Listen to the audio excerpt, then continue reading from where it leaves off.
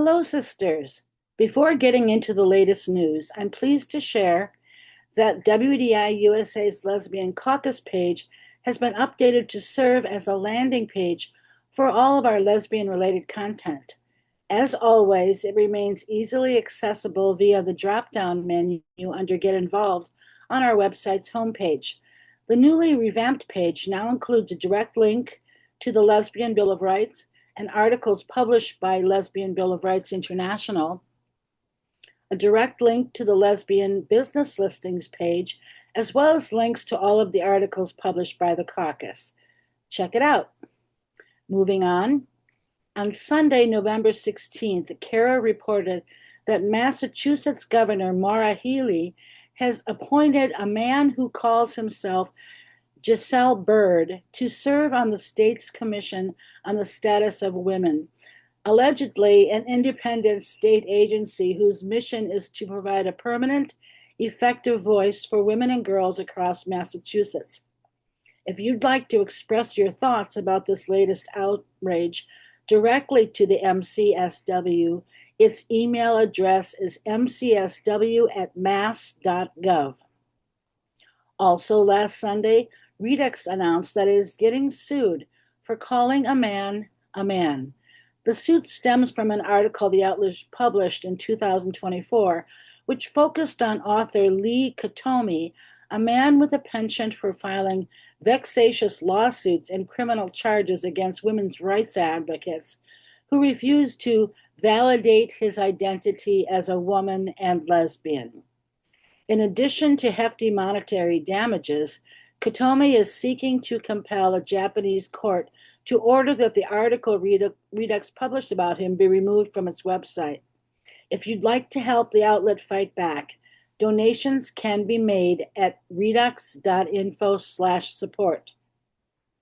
On Monday, the Maine Human Rights Commission filed a lawsuit against 5 school districts that have recently voted to comply with Title IX and Trump's executive order keeping men out of women's sports by barring males from girls' sports and spaces.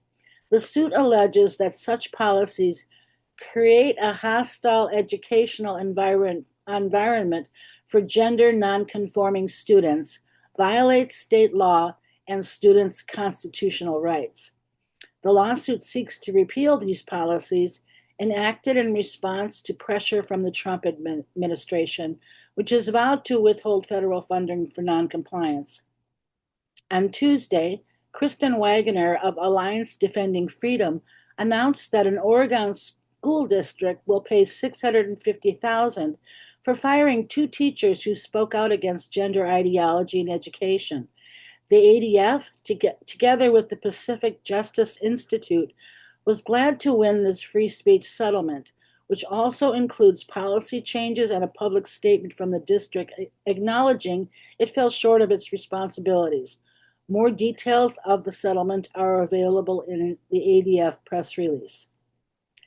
In an interesting turnaround, ex-MSNBC host Joy Reid recently commented on her podcast that she would freak out too if she saw a penis in the ladies' locker room.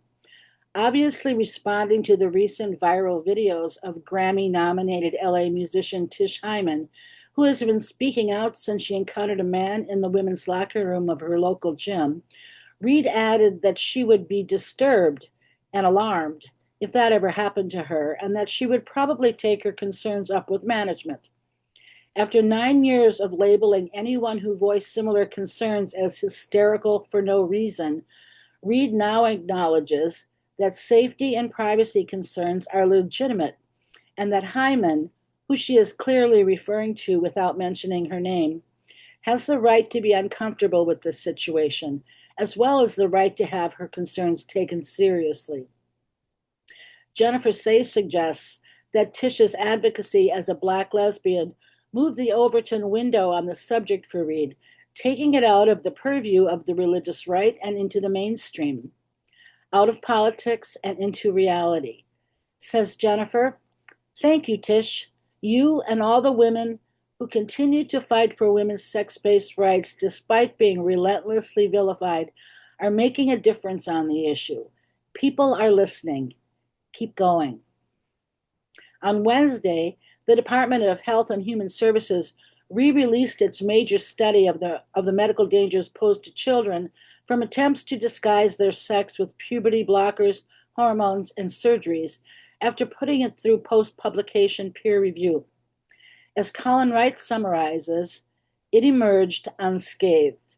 For years, America's leading medical associations, have insisted that gender-affirming care for minors is grounded in solid scientific foundation. This review process gave them a chance to prove it. Unsurprisingly, they didn't even try, exposing their ideological capture. The American Academy of Pediatrics and the Endocrine Society simply refused to participate, while the American Psychiatric Association submitted a review so careless and superficial it's hard to believe they read the report at all. Tellingly, within hours of the final report's release, the AAP and the APA issued a joint statement denouncing it without pointing out a single alleged mistake. Instead, it generally whined that the report's claims misrepresent the consensus of medical science and undermine the professionalism of physicians. Also on the 19th, a federal judge in Texas granted a request by two female inmates for a temporary restraining order requiring the Bureau of Prisons to bar male prisoners from any female-only privacy areas, including showers, restrooms, changing areas, and dormitory spaces. Outlet Just the News quotes Wolf board member Elspeth Seifer, asserting that the decision is the first judicial order against such co-ed housing in women's prisons after years of litigation at state and federal levels, and legal director Lauren Bones stating that it's a huge win to have any official acknowledgement of the harm caused by these policies, and we hope that other courts start to recognize it as well. Amen to that. And finally, Kara's most recent Female Free Speech Friday post celebrates Elizabeth Watson, the Minnesota state contact for WDI USA.